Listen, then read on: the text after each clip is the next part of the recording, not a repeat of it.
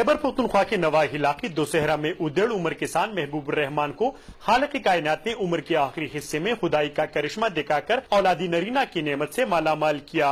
उदेड़ उम्र किसान महबूब रहमान की 6 बेटियां थी। दोनों मियाँ बीबी औलादी नरीना के लिए पीरों और फकीरों की दरगाहों पर जाते रहे। कुदरत को कुछ और ही मंजूर था। एक दिन किसान की 14 साल बेटी रुकिया के पेट में अचानक दर्द महसूस हुआ, जिसके बाद वो सो गई। जूं सुबह तुलू होता रहा, कुदरत अपने मोजज़े से इंसान को शर्माता रहा। नौजवान लड़की रुकिया जूं ही बिस्तर से उठी, उसकी दुनिया ही बदल चुकी थी और वो खूबरू लड़की से गबरू जवान बन चुका था।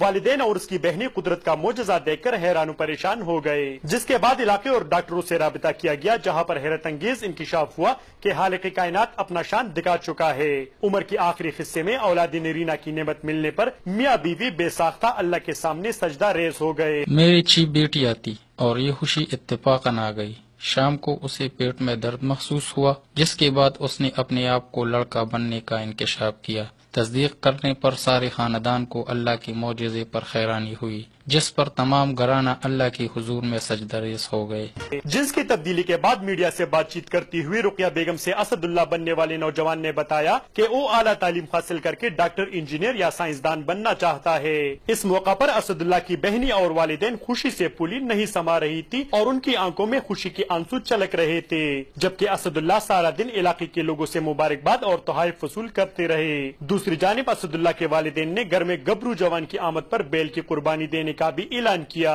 डेली मिल्लत के लिए कैमरामैन नासिर अली शाह के साथ सिराज अली, पेशावर।